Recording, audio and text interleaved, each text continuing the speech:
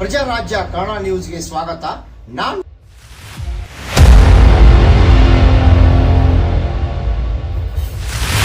Hukkeri Muslim Young committee ಹಾಗೂ Muslim ಬಾಂಧವರು ಗುರು ಹಿರಿಯರು ಇಂದು ಮಹಾರಾಷ್ಟ್ರ ಸರ್ಕಾರ ಆಡಳಿತದಲ್ಲಿ ನಡೆಯುತ್ತಿರುವ ಗಜಾಪುರ್ ಗ್ರಾಮದಲ್ಲಿ ಇರುವ ಮಸೀದಿಯನ್ನು ಧ್ವಂಸ ಮಾಡಿ ಕೇಸರಿ ಬಾವುಟವನ್ನು ಹಾರಿಸಿದ ದುಷ್ಕರ್ಮಿಗಳ ಮೇಲೆ ಕಠಿಣ ಕ್ರಮ ಕೈಗೊಳ್ಳುವಂತೆ ಹುಕ್ಕೇರಿ ತಹಸೀಲ್ದಾರ್ಗೆ ಮನವಿ.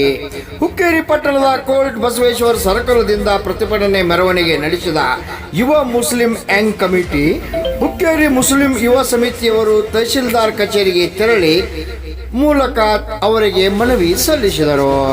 ಕೊಲ್ಲಾಪುರ ಜಿಲ್ಲೆಯ ಗಜಾಪುರ್ ಗ್ರಾಮದಲ್ಲಿ ಇರುವ ರಜಾಜಾನು ಮಸೀದಿಯ ಮೇಲೆ ಕೆಲ ಕಿಡಿಗೇಡಿಗಳ ದಾಂಧಲೆ ಮಾಡಿ ಕೃತ್ಯ ನಡೆಸಿ ಮಸೀದಿಯನ್ನು ಧ್ವಂಸ ಮಾಡುವ ಚಟುವಟಿಕೆಗೆ ಕೈ ಹಾಕಿದ್ದಾರೆ. ಅಂಥವರ ಮೇಲೆ ಸರ್ಕಾರ ಸೂಕ್ತ ಕಠಿಣ ಶಿಕ್ಷೆ ಮಾಡಬೇಕೆಂದು ಇಂತಹ ಘಟನೆಗಳು ಮತ್ತೊಮ್ಮೆ ಮರುಕಳಿಸಬಾರದೆಂದು ಆಗ್ರಹಿಸಿ ಇಂದು ಮುಸ್ಲಿಂ ಬಾಂಧವರು ಮನವಿ ಪತ್ರ ನೀಡಿದರು.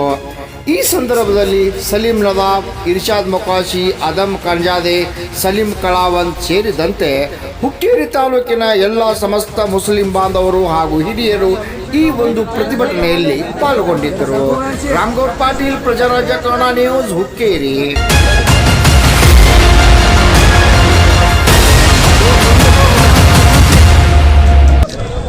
ಮೂರನೇ ಬಾರಿಗಾದರೂ ತಮ್ಮ ಅಧಿಕಾರ ವಹಿಸಿಕೊಂಡಲ್ಲಿ ಈ ಇಂಥ ಕೊಲ್ಲಾಪುರ ಗ್ರಾಮದ ಗಾಜಾಪುರ್ನಲ್ಲಿ ಒಂದು ಮಸೀದಿಯ ಧ್ವಂಸ ಮಾಡಿದ್ದಕ್ಕೆ ಇವರ ಆಡಳಿತದಲ್ಲಿ ಮತ್ತೆ ದಂಗೆಯನ್ನು ಶುರುವಾಗಿರುತ್ತದೆ.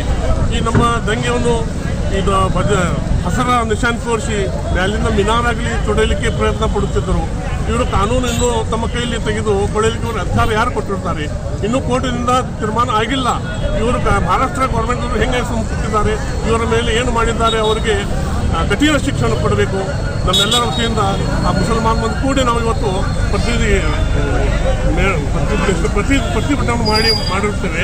ಯಾಕೆ ನಡೆದಿದೆ ಅಂದರೆ ಕೊಲ್ಲಾಪುರ ಮತ್ತು ಇತರೆ ವಿಶಾಲಗಡ ದರ್ಗಾದ ಮೇಲೆ ನಿರಂತರವಾಗಿ ಇಂಥ ಘಟನೆಗಳು ಆಗ್ತಾ ಇದ್ದಾವೆ.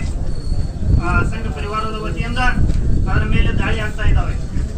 ಅದರ ಕಾರಣ ನಾವು ತಹಸೀಲ್ದಾರ್ ಸರ್ ಅವರಿಗೆ ಮನವಿ ಕೊಡಲು ಇವತ್ತು ಬಂದಿದ್ದೇವೆ. ಆ ಮನವಿ ವಿಷಯ ಏನೆಂದರೆ, ಮಹಾರಾಷ್ಟ್ರ ಸರ್ಕಾರದ ಆಡಳಿತದಲ್ಲಿ ನಡೆಯುತ್ತಿರುವ ಕೊಲ್ಲಾಪುರ ಜಿಲ್ಲೆಯ ಗಾಜಾಪುರ್ ಗ್ರಾಮದಲ್ಲಿ ಇರುವ ಮಸೀದಿಯನ್ನು ಧ್ವಂಸ ಮಾಡಿ ಕೇಸರಿ ಬಾವುಟವನ್ನು ಹಾರಿಸಿದ ದುಷ್ಕರ್ಮಿಗಳಿಗೆ ಕಠಿಣ ಕ್ರಮವನ್ನು ಕೈಗೊಳ್ಳುವ ಕುರಿತು ಉತ್ತರ ಕರ್ನಾಟಕದ ಸಮಗ್ರ ಕ್ಷಣದ ಮಾಹಿತಿ ನಮ್ಮ ಪ್ರಜಾರಾಜ್ಯ ಕನ್ನಡ ವಾಹಿನಿಯಲ್ಲಿ. ನಮ್ಮ ನಡೆ ಪ್ರಜಾರಾಜ್ಯದ ಕಡೆ. ಬೆಲ್ ಐಕಾನ್ ಒತ್ತಿ ಸಬ್ಸ್ಕ್ರೈಬ್ ಆಗಿ. ನಾನು ರಾಮಗೌಡ್ ಪಾಟೀಲ್.